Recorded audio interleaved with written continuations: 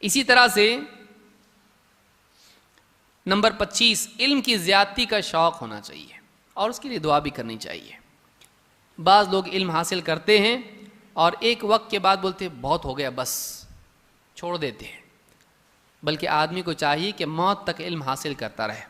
شاید کوئی ایسی بات ہو جو ہماری ضرورت کی ہو، جو آج تک ہم نے نہ سنی ہو۔ آدمی درس میں آئے، دینی مجالس میں آئے، یہ سوچ کے آئے ہو سکتا ہے کوئی ایک بات ایسی آ جائے جو آج تک میں نے کبھی نہیں سیکھی، نہیں سنی، ہو سکتا ہے اس مجلس میں مجھ کو ملے۔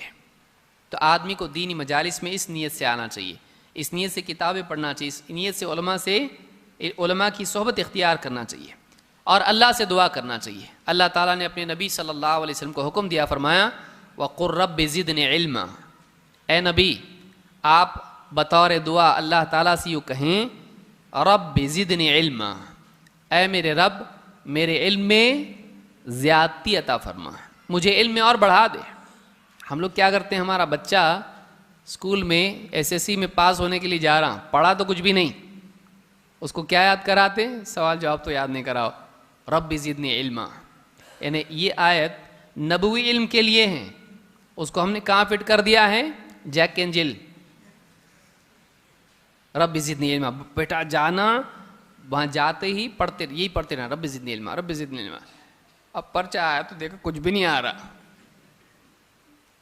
یہ دنیاوی علوم کے اعتبار سے نہیں ہے، یہ خاص ہے دینی علوم کے لیے، لیکن وہ سارے علوم بھی اس میں شامل ہو سکتے ہیں جو نفع والے ہیں، لیکن اصلاً رب سے علم آنے والا جو ہے وہ دینی علم ہے۔ واقعی جنت جہنم کا علم، وہ علم یہاں مراد ہے اصلاً۔ وَقُلْ رَبِّ زِدْنِي عِلْمًا، اے میرے رب میرے علم میں زیادتی عطا فرما۔ معلوم ہے کہ طالب علم چاہے کتنا ہی علم والا کیوں نہ ہو جائے، وہ لوگوں کا معلم کیوں نہ ہو جائے۔ اللہ کے نبی صلی اللہ علیہ وسلم کیا تھے؟ لوگوں کے صحابہ کے معلم تھے آپ، لیکن آپ بھی اللہ سے دعا کیا کر رہے ہیں؟ اے اللہ میرے علم میں زیادتی عطا فرما۔ معلوم یہ ہوا کہ ایک انسان علم کے کسی بھی مرتبے کو پہنچ جائے، اس کو ہمیشہ علم کا طالب رہنا چاہیے، طالب علم ہمیشہ رہنا چاہیے۔ امام احمد سے کسی نے پوچھا کب تک یہ حدثنا اور اخبرنا، کب تک؟ کہا الی الموت، الی ان تموت، جب تک کہ تجھے موت نہ آئے تب تک یہ کرتے رہنا ہے، جب تک کہ ہم مرتے نہیں ہیں یہ کرتے رہیں گے۔ خطیب البغدادی سینے پہ کتاب رکھی ہوئی تھی، جب وفات ہوئی، بستر پر تھے، وفات ہوئی تو کتاب سینے پہ تھی۔ آپ سوچئے ایسے وقت میں بھی وہ لوگ پڑھتے تھے۔ تو علم ایک ایک دن جاتا ہے، سوچئے آدمی علم حاصل نہ کرے، اس کی ترقی ہو سکتی ہے، اس کی سوچ۔ آپ دیکھیے دنیا ایک ہی ہے؟